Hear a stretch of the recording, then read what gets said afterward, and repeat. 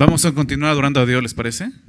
A través de su palabra. Es un tiempo también de adoración donde escuchamos su voz, donde atendemos su voz. No solo es escucharlo, sino salir de aquí con toda la disposición de poder ser obedientes a lo que Él nos enseña, ¿verdad? Así que, ¿estás listo? ¿Sí? ¿Traes tu Biblia? Bueno, ve abriendo tu Biblia en Hebreos capítulo 13, por favor. Hebreos 13, estamos acercándonos ya al final de la carta, el último capítulo empezamos hoy. Hemos estado estudiando esta carta ya por algunos meses y creo que el Señor nos ha dado bastante entendimiento, ¿verdad? De lo que está escrito. Nos ha dado entendimiento de lo que Él está pidiéndonos a través de esta carta, ¿verdad?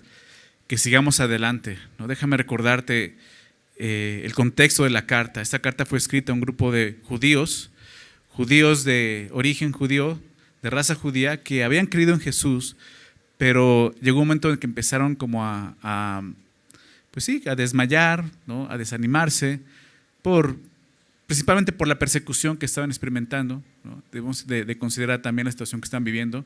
Ellos están ahí en Jerusalén, ¿verdad? Y están rodeados de toda esta religión judía, ¿verdad? Entre ellos sus familiares, sus propios familiares. Entonces, pues, seguir a Cristo en medio de todo eso, pues era muy difícil, ¿verdad? Ya habían experimentado persecución, leemos capítulo 10, muchos de ellos habían sido despojados de sus bienes, otros habían sido también maltratados, otros habían sido encarcelados, ¿no? Por seguir a Cristo, y llegó un punto donde se cansaron, ¿no? Y antes de juzgarlos duramente, debemos de pues también examinar a nosotros, porque muchas veces también nos cansamos de seguir a Jesús. ¿Te ha pasado que de repente dices, eso como del cristianismo como que empezó muy padre, pero como que ya a estas alturas ya no me está gustando tanto, ¿no? Llega un momento en que puedes sentirte desanimado, ¿no? Y más cuando hay cierta persecución en tu vida, pero esta carta nos lleva a seguir adelante, ¿verdad? A correr con paciencia la carrera que tenemos por delante, puesto los ojos en ¿quién, recuerdas? En Jesús, el autor y consumador de la fe. Así comenzó el capítulo 12, ¿verdad? Animándonos a eso. Y toda la carta nos ha estado explicando quién es Jesús y qué es lo que ha hecho por nosotros. Y cómo todo eso, lo que ha hecho por nosotros, y aún su misma persona, es superior a cualquier otra cosa que Dios había provisto anteriormente. Hablando de la ley, del tabernáculo, del sacerdocio. Jesús vino a cumplir todo eso y hacerlo ya obsoleto para nosotros, ¿verdad? Entonces era un error que estos judíos, al sentir tanta presión, querían regresar al judaísmo de alguna manera. Algunos tratando de mezclar, ¿no? Ok, sí, soy cristiano, pero también sigo a Jesús de esta manera en el judaísmo. No se puede, es un error hacer eso. Gálatas nos enseña claramente que no se puede adorar a Dios de esa manera, ¿verdad? Es a través de Jesús y solo Jesús. Okay. Entonces le está mostrando este error, o sea, estás dejando lo mejor y lo más valioso y superior que Dios ha dado por algo que ya está obsoleto, ¿no? El sistema levítico, la ley, el tabernáculo, los sacrificios, las ofrendas. Jesús vino a cumplir todo eso. Entonces, al ver que Jesús es más grande que todo esto, pues tiene que haber una respuesta de nuestra parte. Esta carta incluye mucha doctrina, como hemos estudiado, pero también muchas exhortaciones, ¿verdad? Cuando habla de exhortación habla no de un regaño, sino habla de ánimo, de consuelo al creyente, ¿no? Y ha habido en cada sección una exhortación, ¿no? Una exhortación. La última que vimos en el capítulo 12, después de hablar de la disciplina de Dios, fue esto, ¿no? Lo que vimos la semana pasada. Por lo cual levantad las manos caídas y las rodillas paralizadas, y haced sendas derechas para vuestros pies, para que lo cojo no se salga del camino, sino que sea sanado. ¿Recuerdas? Verso 12. Entonces, ¿qué dice? Levántate y sigue caminando, sigue corriendo la carrera que tienes por delante, ¿verdad? No desmayes, hay una carrera y aún no hemos llegado a la meta. ¿Estás de acuerdo? Mientras que estemos en esa tierra, aún no hemos llegado a la meta. Entonces el escritor quiere animar a estos oyentes y animarnos a nosotros a seguir adelante, ¿ok? Y el capítulo 13 realmente es la respuesta nuestra a todo lo que hemos recibido hasta el capítulo 12, que ha sido mucha doctrina, pero también mucha exhortación. ¿Cómo vas a responder a eso? ¿Cómo vamos a responder a eso? ¿Ok? Los últimos 2 versículos del capítulo 12 nos ayudan a entender la intención del escritor al escribir esta última sección de la carta. Fíjate lo que dice, voy a leer el verso 28 y 29 del capítulo 12, los últimos dos versículos que vimos la semana pasada. Dice, así que, recibiéndonos, así que es una conclusión, ¿verdad? Así que, por lo tanto, ¿no? Es una conclusión. Así que, dice, recibiendo nosotros un reino inconmovible. ¿No te encanta eso? Hay un reino que no se va a mover, no cambia, es inconmovible, ¿verdad? Es un reino que Dios, es el reino de Dios, que Dios ha traído al hombre a través de Jesucristo, ¿verdad? Jesús comenzó predicando el evangelio de esta manera: arrepentíos y creen en el evangelio, el reino de los cielos se ha acercado. Qué increíble. El reino, este reino inconmovible se ha acercado, pero necesitas arrepentirte y creer en el evangelio, y al hacerlo, seguir caminando. ¿Por qué? Así que recibiendo nosotros un reino inconmovible, tengamos gratitud y mediante ella sirvamos a Dios agradándole con temor y reverencia, porque nuestro Dios es fuego consumidor. Y entonces nos va a demandar esta respuesta, ¿no? Si Dios nos ha dado este reino inconmovible, nosotros tenemos que responder con gratitud y servicio a Dios. ¿Sí lo ven? ¿Y cómo? ¿Cómo puedo hacer eso?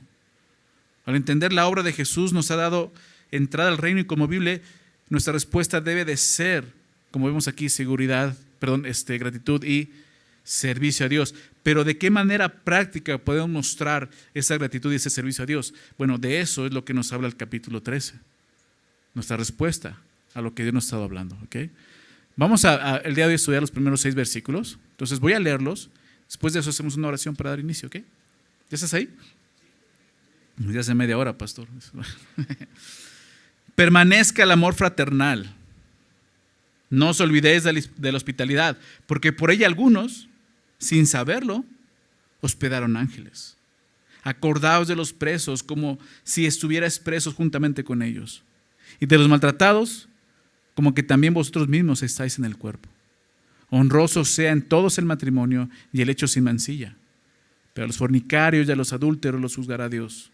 Sean vuestras costumbres sin avaricia, contentos con lo que tenéis ahora, porque Él dijo: no te desampararé ni te dejaré. De manera que podemos decir confiadamente: el Señor es mi ayudador, no temeré lo que me pueda hacer el hombre. Señor, te damos gracias, muchas gracias por permitirnos estar juntos esta mañana, reunirnos en este lugar para poder escuchar tu voz, para poder alabarte, para poder exaltar tu nombre, pero ahora también para poder escuchar tu voz, Señor. Sabemos que este libro que tenemos en nuestras manos, Señor, no es un libro humano, Señor, no fue escrito por hombres, fue tu Santo Espíritu, Señor, es tu consejo para nosotros, Señor. Y tú sabes cuánto necesitamos escuchar tu voz este día y todos los días y cada día, Señor, porque tenemos una carrera que tenemos que correr con paciencia y tenemos que despojarnos de todo el peso del pecado que nos asedia, y por eso necesitamos oír tu voz, Señor, que nos anime, que nos dirija, que nos muestre qué tenemos que quitarnos, Señor, y por dónde tenemos que caminar y correr, Señor. Que nos enseñe esa paciencia que tanto necesitamos, Señor. Por eso te pedimos, Señor, esta mañana que tú hables a nuestras vidas, Señor. Habla a nuestros corazones, debemos estar atentos a tu voz, Señor. Por favor, te pedimos que tu Santo Espíritu, aquel que inspiró estas palabras, el autor de tu palabra, nos enseñe tu palabra, Señor. Por favor, Padre, te lo pedimos esto en nombre de Jesús. Amén. Entonces, vamos a ver la respuesta nuestra a todo lo que Dios nos ha enseñado. Realmente este capítulo, y si lo lees completo, ¿no? Lo puedes leer en casa. De repente dicen como que fue un capítulo que fue agregado o añadido a la carta, porque de repente cambia un poco su forma de escribir, ¿no? Y hasta se parece a la del apóstol Pablo. Aquí es donde muchos dudan, dicen, creo que sí le escribió Pablo, porque se parece mucho a su forma de escribir, ¿no? Aún hasta el último habla de Timoteo y cosas así, dices, es Pablo.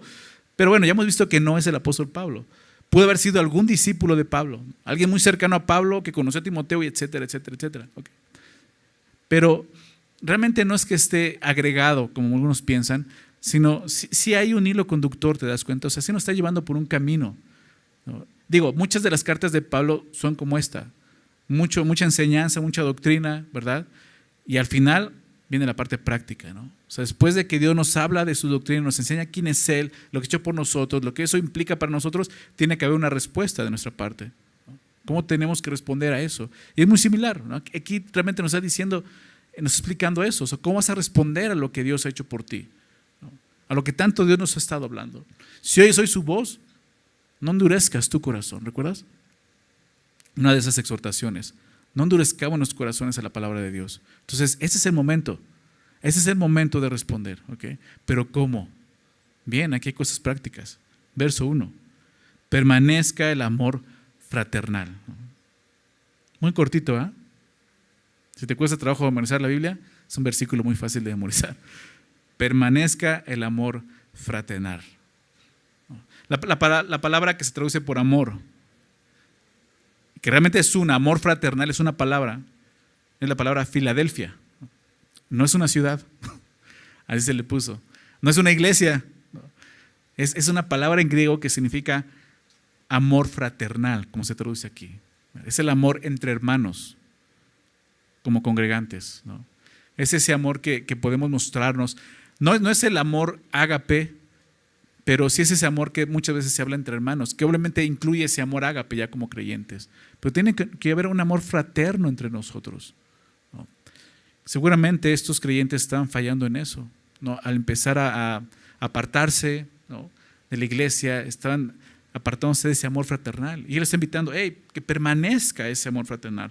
Ahora, la primera palabra, permanezca, es importante. ¿Por qué? Porque eso significa que ya estaba ese amor. La palabra permanecer significa quedarse. Esto quiere decir que ellos ya experimentaban este amor, solo debían de conservarlo. ¿Se dan cuenta? O sea, ya estaba ahí, no es que haya en ustedes, no, ya lo había, sino que permanezca, ¿verdad? Y creo que como creyentes, como hijos de Dios, hemos experimentado de alguna manera ese amor, aún entre nosotros.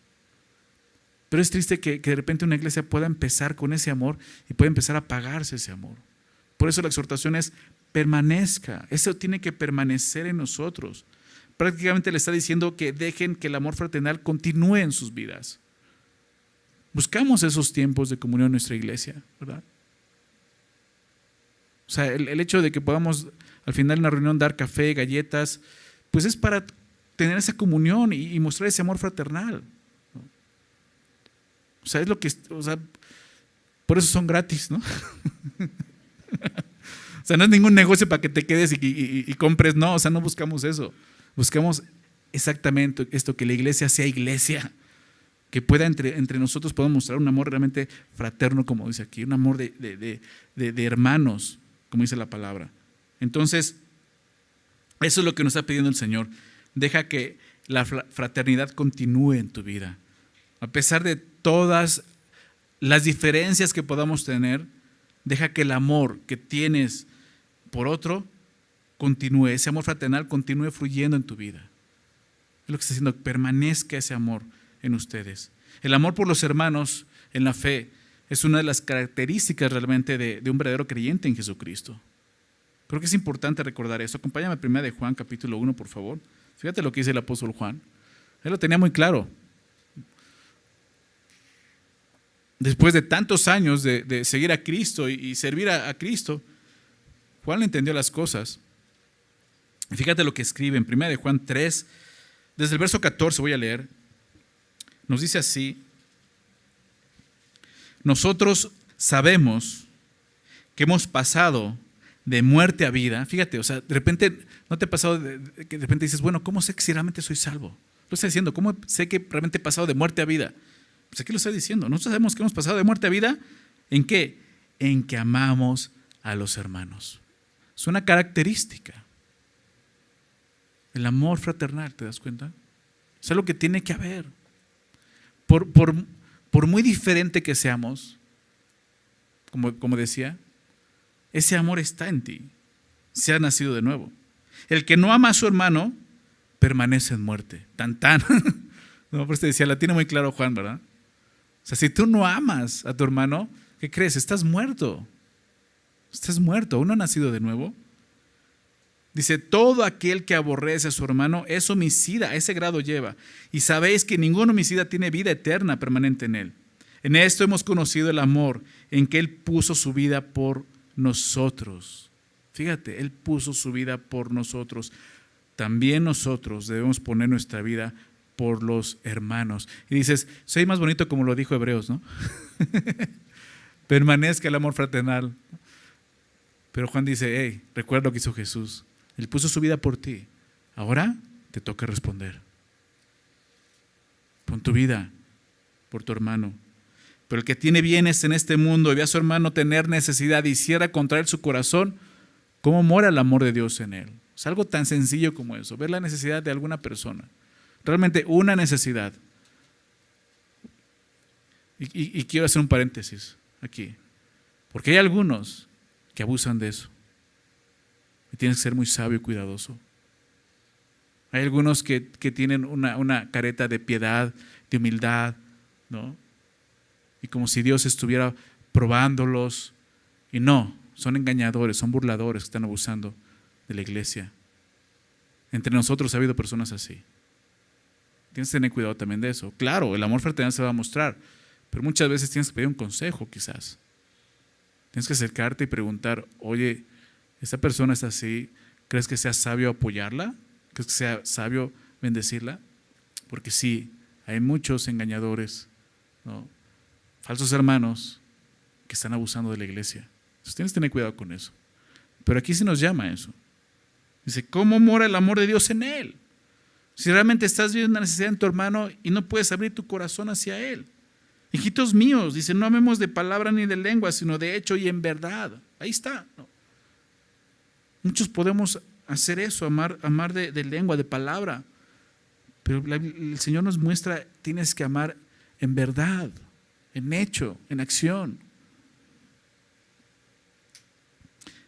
El apóstol Pablo escribe en Romanos 12, verso 10, Romanos 12, 10. Dice, amaos los unos a los otros con amor fraternal. Lo mismo. El mismo sentido. Por eso te digo que de repente dices, separamos mucho a lo que Pablo ha estado escribiendo, ¿no? Anteriormente. Dice, amaos los unos a los otros con amor fraternal. En cuanto a ahorra, fíjate lo que dice, prefiriendo los unos a los otros. ¿Cómo mostramos ese amor? Así. Prefiriendo a tu hermano. Prefiriendo suplir la necesidad de tu hermano antes que las tuyas. Ese es el amor del que habla aquí. La verdad es que somos muy egoístas, sinceramente. Y tenemos que aprender a ejercitar este amor, mostrar este amor, perfeccionar este amor. Porque la verdad es que somos tan egoístas que no preferimos a los demás. Primero soy yo y después yo, ¿no? Y llegas al cafecito y hay un solo vaso y matanga, dijo la changa, ¿no? Y todo el mundo te queda así como que ya no alcancé, ¿no? Bueno, pues ahí nos vemos. O sea, dale el vaso, ten, ¿no? Es más, vamos a echarnos la mitad de la mitad, ¿no? O sea, prefiriéndonos. ¿Te das cuenta de eso? Algo tan sencillo como eso, es un ejemplo, ¿no? No sé si te ha pasado, a lo mejor te ha pasado y ya Dios te habló. Pero es un ejemplo, o sea, somos bien egoístas, no necesariamente nos estamos peleando por el lugar, ¿no? O sea, es increíble eso. Prefiriéndonos. Este mundo nos aborrece, ¿verdad? O sea, es lo que están viviendo estos cristianos. Están siendo aborrecidos por el mundo, están viendo esa persecución. Y de alguna manera también nosotros, si realmente estás amando a Cristo en esta tierra, estás sirviendo a Dios en esta tierra, vas a padecer persecución. Y el mundo te va a aborrecer. Una de las razones por la cual debemos de amarnos como hermanos en Cristo es porque necesitamos de ese amor que nos da aliento y fortaleza en un mundo que nos aborrece. Es triste ser aborrecidos por el mundo y encontrar eso mismo dentro de la iglesia, ¿no te parece? O sea, por lo menos que la iglesia sea un lugar donde puedas sentir ese amor, esa fraternidad sincera y genuina y verdadera. Pero te voy a decir cuál es la clave para este amor. Ya Pablo lo dijo, prefiriéndonos unos a otros. La clave para este amor, para que este amor realmente funcione, ¿sabes qué es? Es otorgarlo. No esperarlo. Y mucho menos exigirlo. Eso es un grave error y eso es lo que se ve mucho en la iglesia. Es un error venir a la iglesia con la idea de que todos deben de amarte. ¿Por qué? Porque dice la Biblia, ama a tu prójimo, entonces todos tienen que amarme. Sí, aunque en un sentido es correcto y verdad, pero debemos de venir a la iglesia con el pensamiento de que tú debes mostrar amor a todos. Eso es lo que dice la Biblia. ¿Sí me explico? Cuando vienes a la iglesia buscando que todos te amen, ya estás fallando en ese mandamiento de mostrar amor. porque solo estás pensando en ti, siendo egoísta. Siempre que la Biblia nos exhorta a amar, nunca lo hace egoístamente. Dice, ama a tu prójimo como a ti mismo. ¿Estás de acuerdo? No dice, todos tienen que amarte como ellos se aman. Porque nuestro corazón pecaminoso lo entiende de esa manera. Y no es así. En ningún lugar en la palabra de Dios vas a encontrar que diga que todos deben de amarte. Al contrario, la instrucción siempre será que tú debes amar. Es nuestro egoísmo y nuestra naturaleza pecaminosa lo que distorsiona ese mandato y lo convierte en una exigencia. A mí me tienen que amar. Es que en esa iglesia no muestran amor. ¿Y tú lo has mostrado?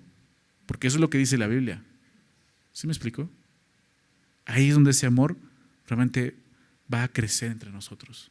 Cuando vienes con esa idea de decir, el día de hoy puedo mostrar el amor de Cristo, puedo amar a mi hermano, puedo mostrarle que su necesidad para mí es primordial. Así es como el amor fraternal permanece. ¿Okay? Entonces, lo primero que vemos es esto, un amor fraternal. Lo segundo, vamos a verlo, hospitalidad, ¿no? Dice el verso 2. Verso 2, no os olvidéis de la hospitalidad, porque por ella algunos, sin saberlo, hospedaron ángeles. No os olvidéis de la hospitalidad. También algo muy importante. La hospitalidad. La palabra, ¿qué significa esto, hospitalidad? Hospitalidad, cuando la lees dices, bueno, parece como hospital, ¿no? Bueno, de ahí viene un poco, pero en el griego es muy diferente. La palabra griega que se traduce por hospitalidad es filonexia. De donde viene la palabra de amor fraternal, Filadelfia, filos, y aquí filo, ¿no? ¿Qué significa esto? Amor a los extranjeros. ¿Qué significa esta palabra? Filonexia, ¿no? Lo que está diciendo es que también amemos a los que no conocemos, con los que no estamos familiarizados. Y yo sé que podemos pensar en la gente de afuera, y creo que tiene que ver con eso, pero no vayas tan lejos, piensa en los que estamos aquí. Seguramente hay personas de tu iglesia que no conoces, ¿verdad? Que nunca has saludado. Dice, ámalo. Es que nadie me lo ha presentado, es un extraño. Acércate, preséntate, ¿no? Algo que a mí me impactó mucho cuando conocí a Cristo, ¿no? Y empecé a conocer a Cristo, ¿no? Y llegué a la iglesia, a Semilla de Mostaza, allá en México, fue ese amor. O sea, se acercaba conmigo gente que yo no conocía ni había visto y como si me conocieran y yo, órale, pues, mucho gusto, ¿no? Y eso me impactaba mucho a mí, o sea, eso me movía a hacer lo mismo. Y es triste cuando una iglesia ha perdido eso, pero aquí dice, no te olvides, nuevamente, ya estaba sucediendo. ¿Te das cuenta? Esta iglesia, estos creyentes ya estaban viviendo como creyentes, pero al apartarse del Señor, al olvidarse de quién era Cristo, al querer regresar a su antigua religión de esa manera, estaban olvidando de todo esto, del amor fraternal, de la hospitalidad. No se olviden de la hospitalidad, es lo que les está diciendo. Y claro que la hospitalidad la podemos mostrar también allá afuera, y creo que también es importante, amar a los extraños, pero tenemos que ser sabios para eso. Tenemos que tener mucha sabiduría para amar a los extraños. En aquel entonces, en el contexto, pues era algo muy común, ¿ok? En ese momento no había hoteles, por ejemplo, ¿no? Entonces, cuando venía una persona, y lo puedes ver en muchas ocasiones en la palabra de Dios, ¿no? La gente llegaba como a las puertas de la ciudad y se quedaba esperando ahí a ver quién ofrecía hospitalidad, o sea, un lugar donde quedarse. Y era muy común que veían a alguien extraño y le decía, pues quédate en mi casa, no te quedes aquí, ven a mi casa, ¿no? O sea, algo muy común porque no había hoteles, ¿no? El día de hoy sabemos que hay hoteles.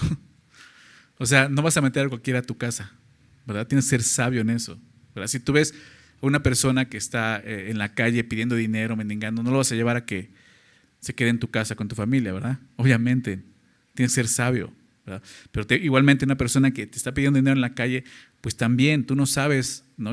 ¿Para qué va a usar ese dinero esa persona? Tienes que ser sabio. Quizás no le doy dinero, pero le puedo dar de comer, ¿no? Por ejemplo. ¿Por qué? Porque realmente tú no vas a querer que tu dinero sea usado en drogas, por ejemplo. Entonces tienes que ser sabio en esas cosas, pero no dejar de hacerlo, ¿ok? Yo sé que detrás de todo eso aquí en nuestra ciudad, ¿no? Realmente hay toda una mafia, ¿no? Detrás de todas las personas que están en las esquinas pidiendo dinero, de repente ya es una mafia, ¿no? Pero tú y yo tenemos que mostrar un carácter, el carácter de Cristo, el carácter de Dios. Fíjate lo que Jesús dijo en Mateo, voy a leer esto, Mateo 5, verso 43.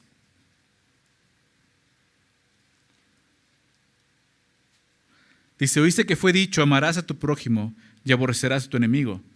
Pero yo os digo, Jesús dice, yo os digo, amad a vuestros enemigos, bendecid a los que os maldicen, haced bien a los que os aborrecen, llorad por los que os ultrajan y os persiguen. ¿Para qué?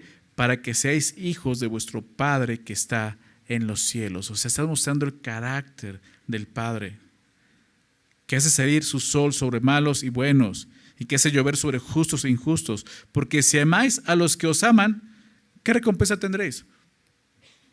Está diciendo, o sea, amar al que te ama, eso hacen los incrédulos, ¿verdad? ¿Qué recompensa vas a tener? ¿No hacen también lo mismo los publicanos? Y si saludáis a vuestros hermanos solamente, ¿qué hacéis de más? O sea, es fácil mostrar ese amor entre hermanos aquí en la iglesia, ¿no? Saludarlos, ser amable con ellos. Fue lo que ya nos pidió, pero es fácil. Pero allá afuera lo que nos está diciendo, ¿no? Si saludáis a vuestros hermanos solamente, ¿qué hacéis de más? ¿No hacen también así los gentiles? Sed pues, se trata de lo que somos. Sed pues vosotros perfectos, como vuestro Padre que está en los cielos es perfecto. Por eso te decía esta parte de amar a los extraños, a los extranjeros. Es una forma de poder mostrar el carácter mismo de Dios.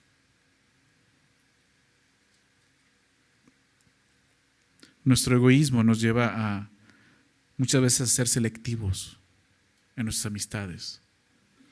Pero eso es contrario a lo que Dios nos está pidiendo aquí. Regresemos al cuerpo, a la iglesia, nosotros. De repente puedes ver a alguien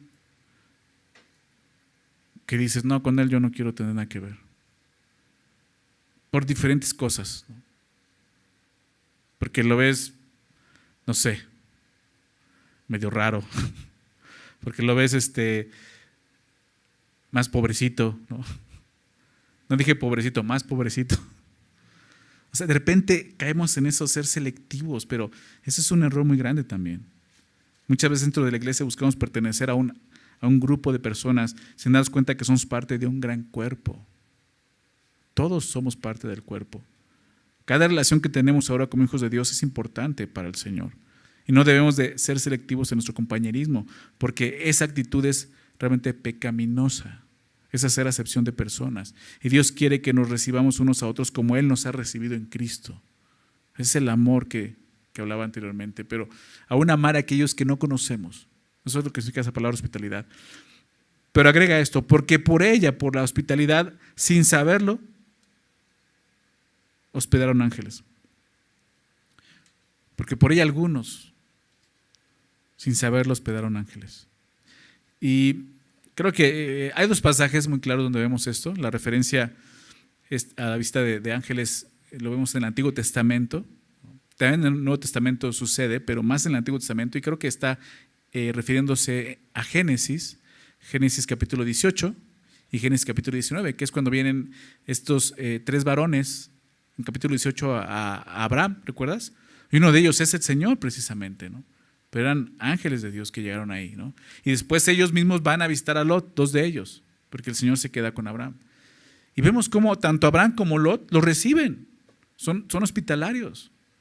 Entonces creo que hace referencia a esto, porque por ahí algunos sin saberlo hospedaron ángeles. ¿Qué nos dice esto? ¿Que realmente tú seas así porque a lo mejor una vez sale un ángel por ahí? No, puede suceder, sí, pero créemelo, ni siquiera te vas a dar cuenta, porque dice sin saberlo. Pero la idea es que tú puedes estar contribuyendo a la obra de Dios en la tierra. ¿Te das cuenta? Aún poder ser hospitalario con personas, con gente que está predicando a Cristo, por ejemplo. Misioneros que realmente están predicando a Cristo. Pastores que realmente están predicando a Cristo. Abrir nuestras casas para poder recibir a gente que realmente está sirviendo a Dios de esa manera. Obviamente, como lo dije hace un rato, con mucha sabiduría. Pero lo que nos muestra es que la hospitalidad puede traer recompensas inesperadas. Si somos selectivos, muchas veces te estás perdiendo de esas bendiciones que Dios quiere darte por medio de un hermano en la fe. Recordemos que la palabra ángeles también significa mensajeros. O sea, tal vez ni siquiera esté hablando de un ángel así celestial, pero podemos estar, quizá no estemos hospedando literalmente ángeles, aunque sería posible, pero cualquier extranjero puede ser un mensajero, ¿verdad?, del Señor y una bendición para nosotros. Eso es lo que nos está pidiendo que consideremos esto. Vamos a ver lo siguiente, verso 3. Acordaos de los presos, como si estuvierais presos juntamente con ellos, y de los maltratados, como que también vosotros mismos estáis en el cuerpo. Aquí vemos algo más. Nos empezó a hablar de amor fraternal, después de hospitalidad, y ahora nos habla de empatía, que podamos sentir empatía con otros, con el dolor, el sufrimiento de otras personas. Esta palabra empatía, déjame darte el significado del diccionario. Lo dice así: es la capacidad de identificarse con alguien y compartir sus sentimientos. Y eso es lo que nos está diciendo: acordaos de los presos. No se olviden de los presos, como si tú estuvieras en ese mismo lugar con él. Nuevamente, nuestro egoísmo también nos lleva a olvidarnos de las personas que están sufriendo. Por eso Dios nos anima a no olvidarnos de ellos, no se olviden de ellos. En ese momento la iglesia, estos creyentes, ya estaban sufriendo persecución y aflicción por seguir a Cristo. Y déjame recordarte esto en el capítulo 10, en el verso 32, solamente recordarte esto. 10:32 dice: pero traed a la memoria los días pasados, esto ya había pasado en sus vidas, en los cuales, después de haber sido iluminados, sostuvisteis gran combate de padecimientos. Por una parte, ciertamente con vituperios y tribulaciones fuisteis hechos espectáculo, y por otra, llegasteis a ser compañeros de los que estaban en una situación semejante, porque de los presos, ¿te das cuenta?, de los presos también os compadecisteis, y el despojo de vuestros bienes sufristeis con gozo, sabiendo que tenéis en vosotros un mejor y perdurable herencia en los cielos. Entonces dice: de los presos ya te habías compadecido. Por eso dice: no se olviden de ellos, acuérdense de ellos. Algunos de ellos ya habían sido también arrestados, habían pasado por esa situación. Dice: no se olviden de los que están en esa misma situación, así como si ustedes estuvieran ahí mismo. ¿Te das cuenta cómo cada vez como que lo va poniendo, como que lo pone más difícil, ¿no? Es un reto más, ¿no? Porque empieza a hablar del amor hacia los hermanos, ¿no? Después el amor hacia el extraño, y ahora dice el amor hacia los que están en prisión, los que están pasando y padeciendo.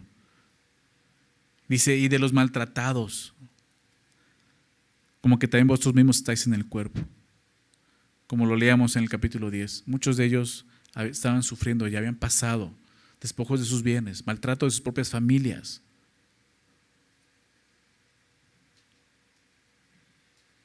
Dice como que también ustedes mismos están en el cuerpo. ¿Nos recuerda eso? Así debes de sentir esa empatía, su dolor. Nosotros debemos de sentir el maltrato de nuestros hermanos en la fe como si nos maltrataran a nosotros mismos. ¿Por qué? Porque somos parte del cuerpo, el cuerpo de Cristo, es lo que nos dice ahí. Sentir ese dolor por aquellos que están padeciendo por Cristo. Quizás el día de hoy no sea tanto como en ese tiempo. No hay tanta persecución, y en nuestro país, ¿no?, y aquí en nuestra ciudad, pues no hay tanta persecución, hay mucha libertad, ¿verdad?, para poder hablar de Cristo. Pero sí hay persecución. Dice: siente el dolor de aquellos que están pasando por pruebas. Dice Pablo en 1 Corintios 12, 26 y 27, porque eso es a lo que nos lleva al cuerpo. 1 Corintios 12, 26 y 27 dice: de manera que si un miembro padece, hablando del cuerpo de Cristo, hablando de la iglesia, si un miembro padece, todos los miembros, ¿qué pasa? Se duelen con él. Es lo más lógico. Pablo está poniendo una analogía, ¿verdad?, entre el cuerpo físico humano y el cuerpo de Cristo, el cuerpo espiritual. Es una analogía que todos podemos entender fácilmente. ¿Por qué? Porque todos tenemos un cuerpo, ¿verdad? Si estás aquí es porque tienes un cuerpo, ¿verdad? Y si no, no sé qué haces aquí. Pero todos podemos entender eso, un cuerpo físico. Y cuando un miembro se duele, todo el cuerpo duele. ¿Te ha pasado eso? Que te golpeas el dedo chiquito del pie, ya sabes en dónde, con la cama, y te duele hasta la cabeza. Así de sencillo. Te machucas un dedo y ¡au! ¿No? O sea, te duele el dedo chiquito del pie. O sea, en serio, sientes el dolor, tu cuerpo siente el dolor. Dice, así tiene que ser con el cuerpo espiritual de Cristo, la iglesia. Si un miembro se duele, todos los miembros con él se duelen. Y si un miembro recibe honra, todos los miembros con él se gozan. Vosotros pues sois el cuerpo de Cristo y miembros cada uno en particular. Formas parte de un cuerpo. No tenemos que olvidar esa unidad que tenemos. ¿Por qué? Porque entonces vamos a poder ser empáticos con otros, vamos a poder sentir el dolor de otros, vamos a poder realmente orar por otros, ver por otros.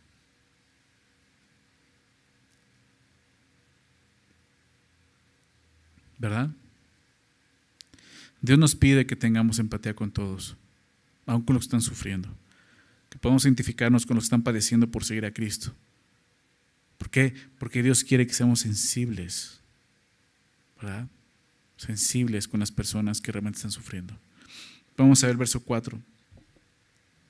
Honroso sea en todos el matrimonio y el hecho sin mancilla, pero a los fornicarios y a los adúlteros los juzgará Dios. Lo cuarto que nos pide ahora es pureza. ¿Te das cuenta? Empezó con amor fraternal, después hospitalidad, después empatía y ahora pureza. Nos habla de pureza. Honrosos sean todos el matrimonio. El escritor llega hasta el lugar más íntimo en que nos podemos relacionar con otra persona, ¿verdad? El matrimonio. Cuando creías que no podía ponerse más difícil o llegar más lejos, lo hace. Nos lleva a amar a nuestros hermanos, como veíamos. Nos lleva a amar al extraño. De ahí nos lleva a amar a los prisioneros y ahora dice, ama a tu cónyuge. ¿Es más difícil amar a tu cónyuge? Sí. ¿Por qué? Porque en casa es diferente, ¿no es así?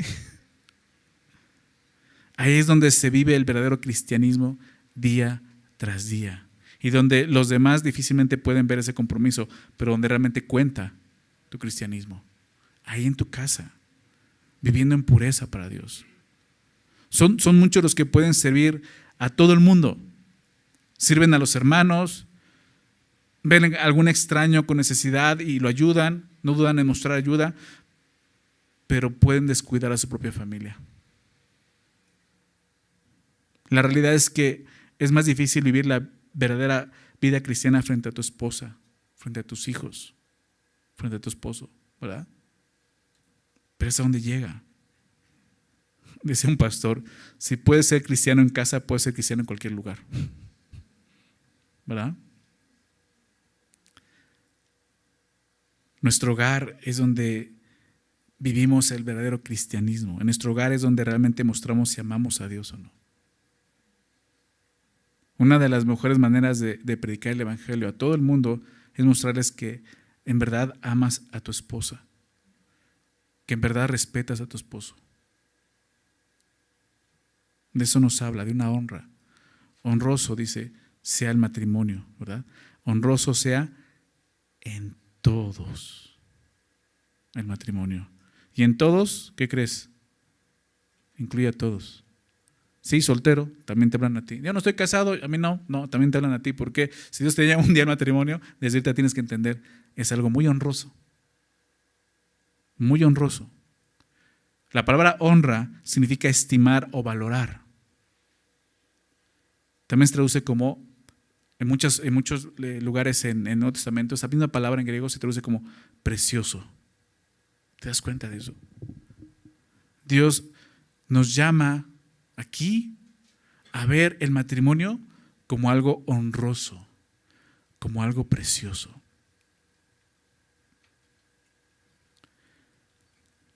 Dios nos lleva a ver matrimonio de esta manera, como algo de mucho valor. Significa honrar, o sea, darle el valor. ¿Qué valor? El valor que Dios le da. ¿Y qué valor le da Dios? La primera institución que hace Dios es Génesis 2 y es el matrimonio. Une a un hombre y una mujer. Por tanto, Dejará el hombre a su padre y a su madre y se unirá a su mujer y los dos serán una sola carne. Génesis 2:24. ¿Te das cuenta?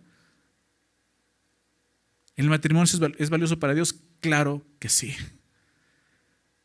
Jesús dijo, lo que Dios juntó, lo que Dios unió, no lo separa el hombre. Debemos ese valor, es algo valioso. Y como creyentes tenemos que valorar y honrar el matrimonio. Piensa en esto, cuando tienes algo de mucho valor para ti, ¿qué haces? Lo cuidas, lo atiendes, lo proteges. Así es como debemos de ser en nuestro matrimonio. Es tan triste que los creyentes no valoran el matrimonio como Dios lo hace. Sí, el matrimonio es un lugar donde Dios va a hacer una obra.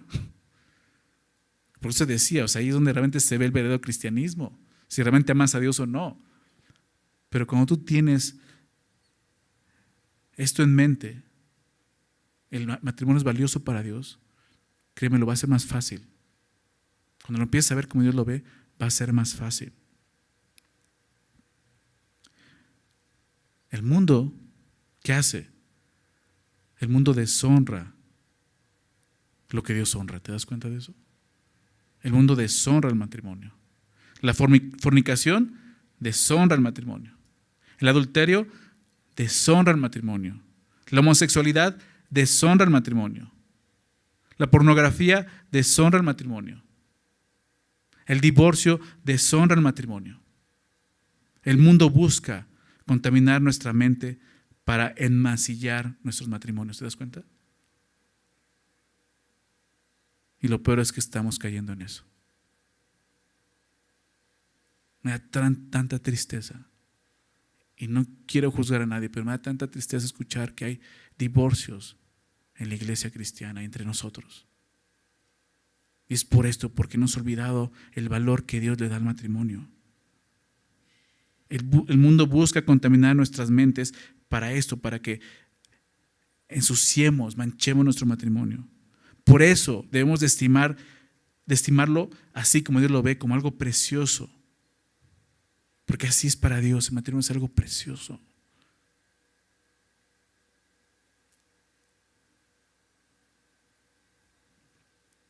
Honrosos sean todos el matrimonio.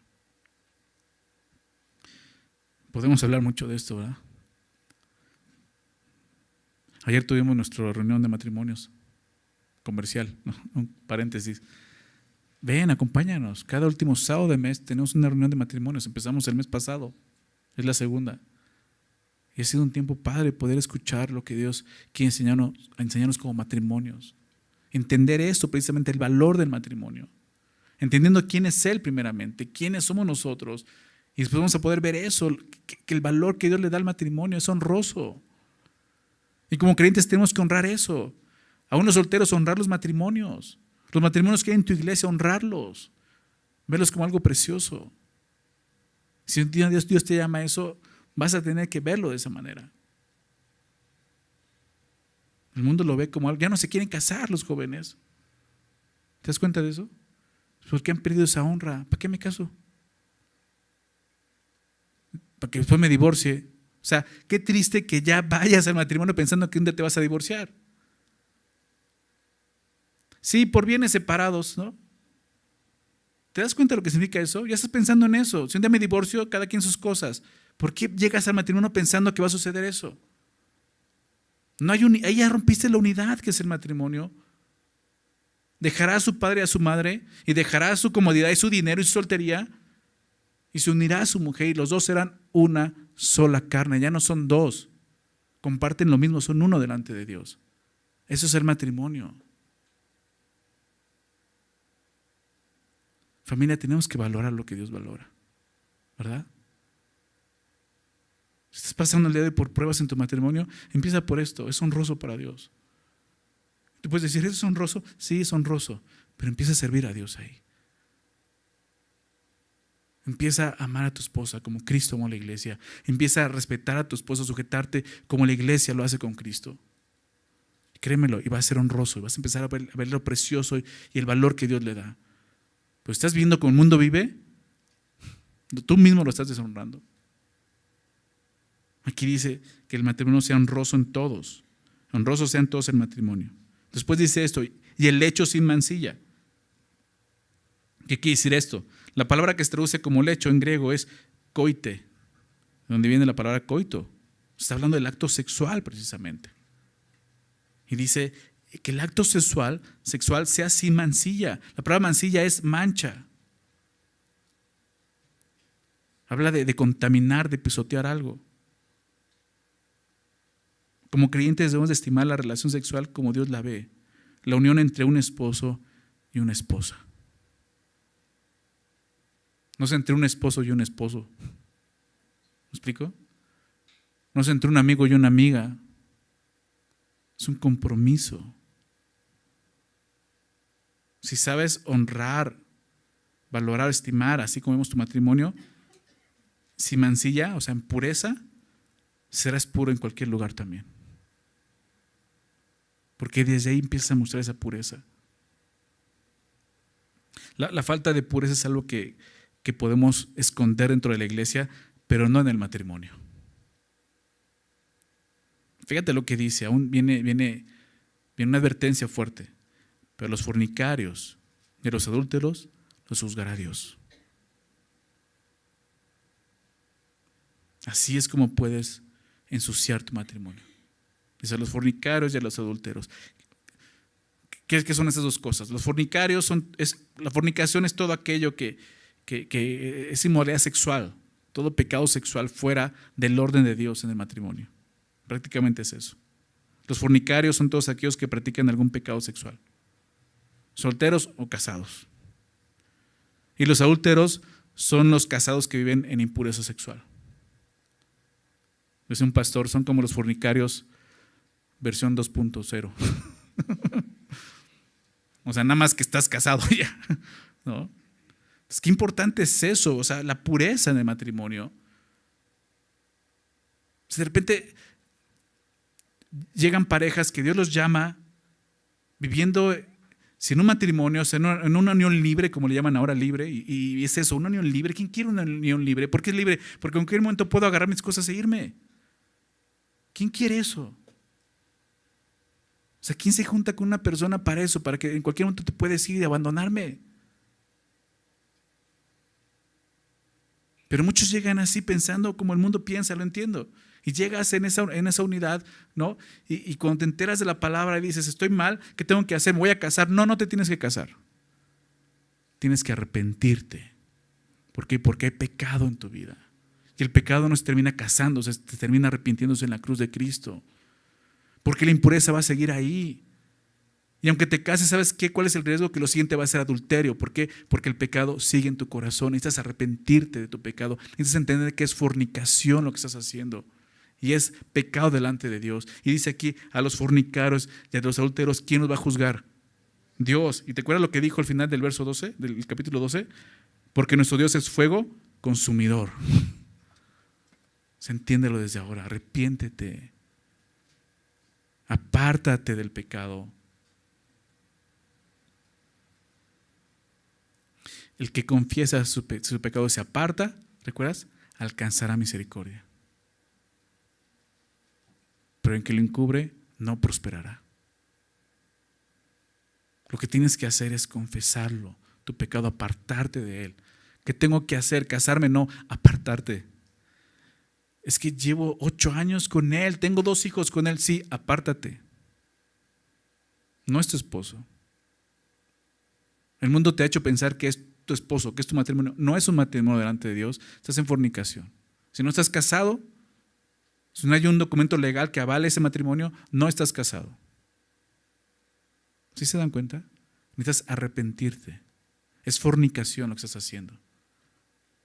Si los dos se arrepienten y Dios restaura y más adelante Dios los llama a unirse, será otra cosa. Qué bueno. Y que tu familia pueda estar bien delante de Dios y entonces honroso sea el matrimonio. ¿Te das cuenta? Lo que tienes que hacer es arrepentirte. No pienses que, pues me caso y ya. No, el pecado va a seguir en tu y lo siguiente va a ser el 2.0, ¿no? O sea, el adulterio. ¿Por qué? Porque eso sigue en tu corazón. ¿Sí me explico? Entonces, los fornicarios, los adúlteros los juzgará Dios.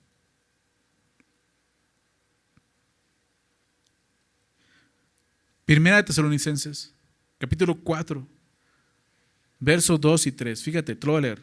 Primera de Tesalonicenses 4, 2 y 3. Porque ya sabéis qué instrucciones, dice el apóstol Pablo, os dimos por el Señor Jesús. Son instrucciones del Señor Jesús, está diciendo Pablo. Son instrucciones del Señor Jesús. Pues la voluntad de Dios, escucha esto, pues la voluntad de Dios es vuestra santificación. ¿Qué significa esto? Que os apartáis de fornicación. Por ella la palabra fornicación. Pornografía es fornicación. Apártate, dice. Buscar la santidad es lo que nos ayudará a huir de la fornicación. Y fue lo que dijo en el capítulo 12, lo vimos en el verso 14. Seguid la paz con todos y la santidad, sin la cual nadie verá al Señor. ¿Recuerdas aquí en Hebreos? Seguid la santidad. ¿Cómo? Apartándome de fornicación. Para los fornicarios y adúlteros hay una advertencia: serán juzgados por Dios. Serán juzgados por Dios.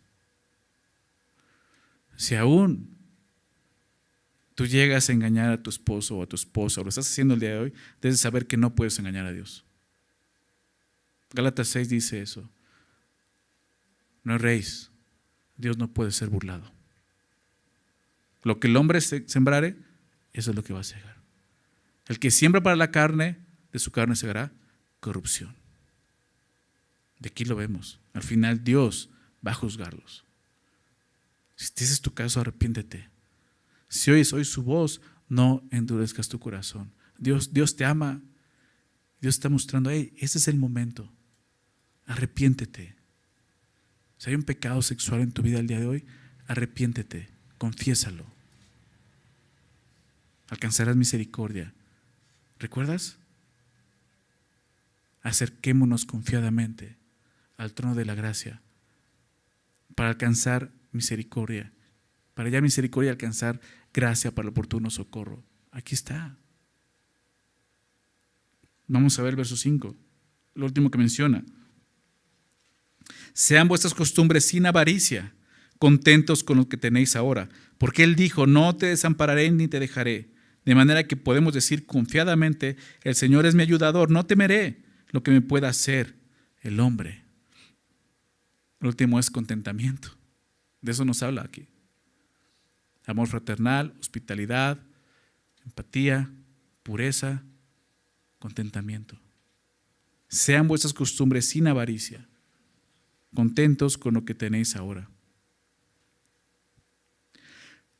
Como lo leíamos hace rato en el capítulo 10, verso 34, estos creyentes habían experimentado el despojo de sus bienes. O sea, recuerda lo que estaba pasando. Habían experimentado el despojo de sus bienes, realmente pagando un costo muy alto por seguir a Cristo. Sería fácil caer en la tentación de codiciar no solo lo que no tienen, sino también lo que les pertenecía. Y dice, hey, estén tranquilos. Porque eso podía moverlos. Oye, eso era mío. Eso, yo trabajé por eso, me lo quitaron, ¿no? O X, era mi herencia, ¿no? Me la quitaron, mi familia. Hey, sea vuestras costumbres sin avaricia, contento con lo que tienes ahora. Los tiempos de aflicción pueden ser tiempos de egoísmo o de servicio a Dios. Depende de cómo lo quieras ver. Es por eso que el escritor les menciona el contentamiento. Contentos con lo que tienen ahora. ¿Sabes qué? Un día vamos a estar en ese reino como Biblia. ¿Te das cuenta de eso? Es una herencia. Vamos a estar ahí. Vamos a estar disfrutando de cosas que por mucho dinero que puedas tener en este mundo, no lo puedes disfrutar aquí. Dice, contento con lo que tienes ahora. ¿Ok? Jesús dijo en Lucas 12:15, anota la cita, Lucas 12:15, y les dijo, mirad y guardaos de toda avaricia, porque la vida del hombre, tu vida, mujer, hombre, tu vida, no consiste en la abundancia de los bienes que posees, tu vida no está en eso, dice Jesús, guárdate de la avaricia. Uno de los problemas más graves del cristiano es codiciar y desear los bienes de este mundo. Y todos batallamos con eso, y más cuando el mundo quiere eso y te vende eso. El marketing es eso. El marketing empieza mostrándote que necesitas esto. ¿Te has dado cuenta de eso? Lo necesitas urgentemente. Lucha por esto. Y Dios dice, hey, contento con lo que tienes, no lo necesitas.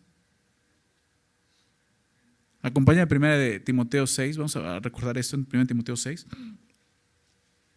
¿Qué es lo que Dios dice acerca del contentamiento? 1 Timoteo 6, verso 6 nos habla de eso. Dice así: pero gran ganancia, fíjate, gran ganancia es la piedad acompañada de contentamiento. Gran ganancia no es tener bienes, es la piedad acompañada de contentamiento, que estés contento con lo que tienes. Ahí está una ganancia para Dios. Porque nada hemos traído en este mundo, piensa en eso, nada has traído y sin duda nada podremos sacar. Es tan necio que hay tanta gente que les gusta que los entierren con sus bienes y dices, ¿en serio? Y es triste porque dices, eso era tu vida. ¿Y ves dónde acabó? En un sepulcro. Nada puedes sacar. Así que teniendo sustento y abrigo, estemos contentos con esto. Hebreos dice, ¿no?, contentos con lo que tienes ahora. Entonces, el mundo dice, te falta esto, necesitas esto. Pero Dios, ¿qué dice que necesitamos? Dios dice esto: teniendo sustento y abrigo, estemos contentos con esto. ¿Tienes sustento? ¿Tienes dónde vivir? ¿Tienes abrigo? ¿Tienes que comer? Dice, con eso. No necesitas más. ¿Okay? No está mal. No está mal que tengas un mejor carro, por ejemplo. No está mal que quieras comprarte una casa. Que de repente hasta llegó a escuchar eso de que no, es que los judíos, los cristianos no pueden comprar, tienen que rentar porque no son ciudadanos de este mundo. Entonces dices, no, o sea, no está mal. Si tienes la posibilidad, hazlo. O sea, no está mal. Lo que está mal es que tu corazón esté en esas cosas. ¿Te das cuenta de eso? Que no estés contento. Que si no lo tienes, haya avaricia en tu corazón. Digas, yo lo quiero, lo necesito. Aguas. Aguas. Que muchos son los que se llenan de cosas. Muchos son los que se llenan de cosas. Y ahí las tienen guardadas, ¿verdad? Como ese hombre que tenía todo guardado en su bodega, ¿no? Y tenía más y más. Dijo, ¿ahora qué hago? Pues voy a hacer más bodegas para guardar, ¿no? Y Jesús dice, necio, no sabes que esta noche van a pedirte tu alma.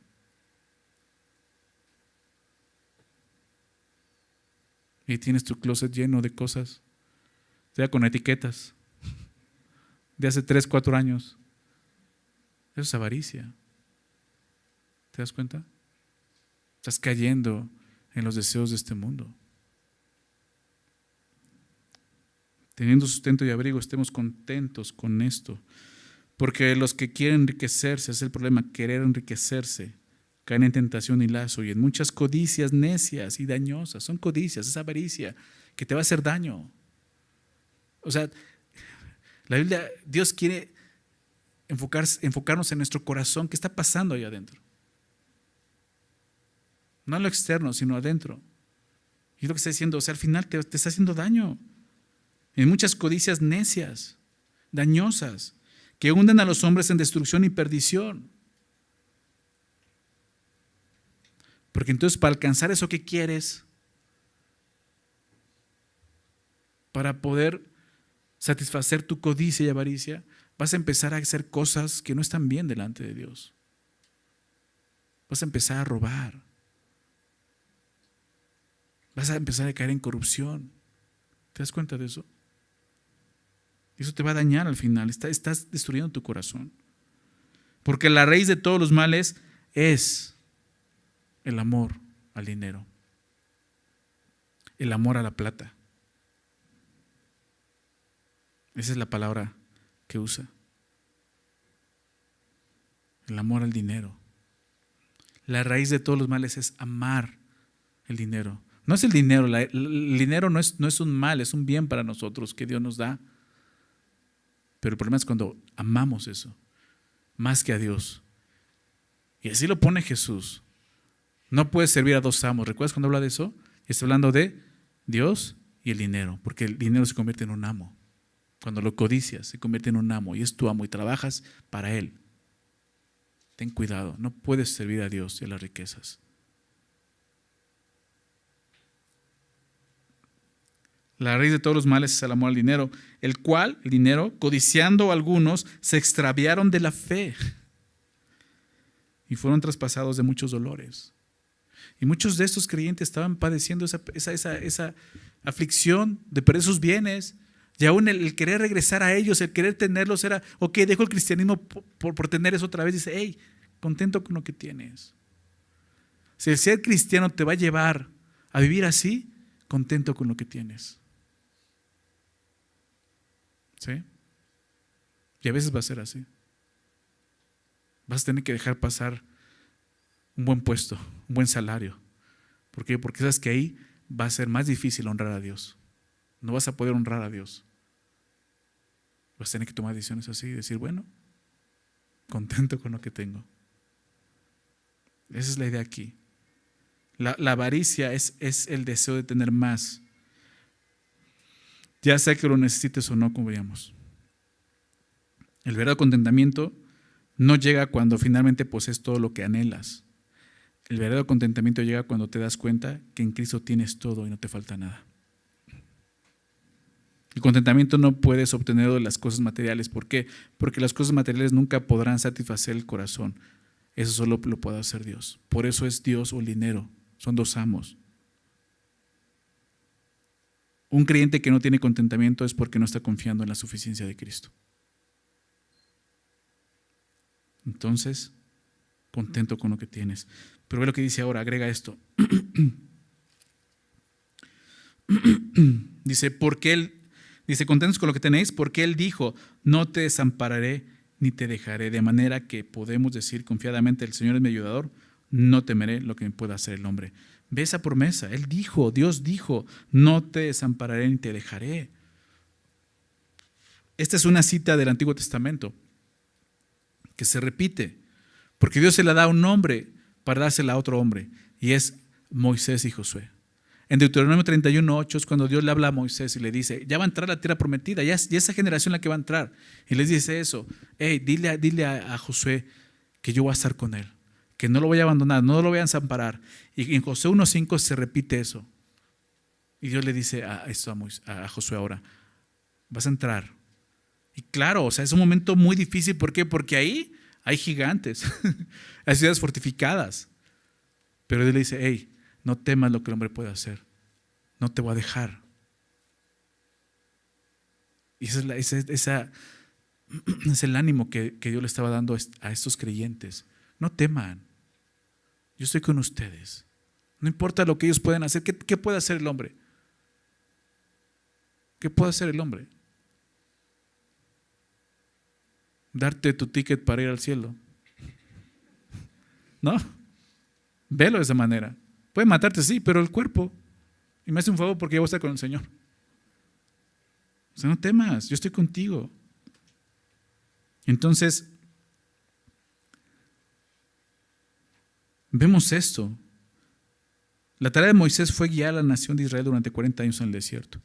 La tarea de Josué sería introducir a esa nación en la tierra prometida. Ninguna de las dos tareas era sencilla. Tanto Moisés y Josué debieron de aferrarse a esta promesa en los momentos de dificultad. De la misma manera los hebreos y ahora nosotros debemos de aferrarnos a esta promesa confiando plenamente en la fidelidad de Dios. Y puesto que Dios ha prometido que siempre estará con nosotros y que no nos va a desamparar, tenemos todo lo que necesitamos porque lo tenemos a Él. Qué increíble que después de decir, sean vuestras costumbres sin avaricia, o sea, no se acostumbren a la avaricia, contentos con lo que tienen, dice, yo no te voy a dejar. Pues si tienes a Cristo, tienes todo. Puedes perder todo lo que tienes en esta tierra. Aún puedes perder amistades o familiares por seguir a Cristo, pero la promesa es que Él nunca nos va a dejar. De manera que podemos decir confiadamente, verso 6, el Señor es mi ayudador, no temeré lo que me pueda hacer el hombre. Para tener contentamiento es necesario confiar completamente en Dios. Y el escritor de Hebreos cita el Salmo 118, verso 6, animándonos a confesar con toda la confianza la ayuda de Dios en nuestras vidas. Podemos decir confiadamente lo mismo que dijo el salmista: el Señor es mi ayudador, no temeré lo que pueda hacer el hombre, lo que me pueda hacer el hombre. Los hombres pueden quitarte los bienes, pero Dios es quien suple nuestras necesidades. Entonces, vemos algo más: el contentamiento significa poner nuestra confianza en Dios y no en las cosas de este mundo. Formas muy prácticas, ¿verdad?, de poder responder a todo lo que hemos aprendido. Amor entre hermanos, un amor sincero, fraternal. Ve por las necesidades, primeramente por las necesidades de los demás antes que las mías. Un amor por los extranjeros, por los extraños. Aún entre nosotros, los que nos conocemos, puede acercarnos, saludarnos.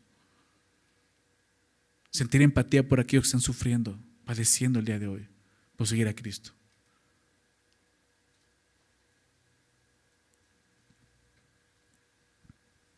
Buscar la pureza en nuestra familia. Valorar el matrimonio como Dios lo ve.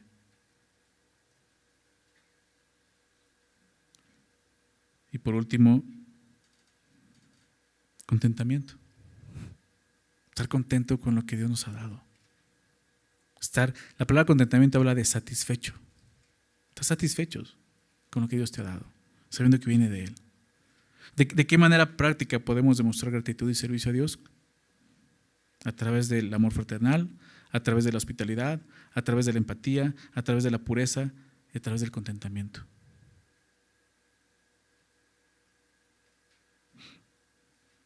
Salgamos de aquí con ese deseo. ¿Te parece? Salgamos de aquí buscando estas cosas, respondiendo a lo que Dios nos ha hablado. Aquí es el momento. Toda la carta nos ha animado. Hey, responde, ¿verdad? ¿Se oye su voz? No endurezcas su corazón, responde. Pero aquí ya es muy claro: hey, eso es lo que tienes que hacer. ¿Qué vas a hacer? ¿Qué vamos a hacer? Busquemos estas cosas, ¿ok? Vamos a orar. Señor, te damos gracias por tu palabra. Muchas gracias, Señor. Por todas tus promesas, Señor. Saber que tú estás con nosotros. No estamos solos, Señor. Tú vas con nosotros, Señor. Gracias, Padre, por acompañarnos en este peregrinaje, Señor, en esta tierra. Un mundo y una tierra que dice tu palabra, y es verdad, te aborrece, Señor, y aborrece todo, Señor, lo que te represente, aún nosotros como iglesia. Pero aquí estamos, Señor, para servirte. Ayúdanos a caminar por fe, Señor, y para fe. Siguiendo el ejemplo que vimos, Señor, en Hebreos, hombres y mujeres de fe, Señor, que aún llegaron hasta entregar sus vidas por ti, Señor. Ayúdanos a buscar la santidad, Señor, como veíamos. A responder, Señor, a todo lo que tú has hecho, sabiendo que tú nos has dado un reino inconmovible, Señor, y que lo que tenemos que hacer es responder en gratitud y servicio a ti, Señor, con todo temor y reverencia, pero cumpliendo estas cosas, Señor, muy prácticas para nosotros. Gracias, Señor, por tu palabra. Ayúdanos en esta tarea, Señor. Te lo pedimos en nombre de Jesús. Amén.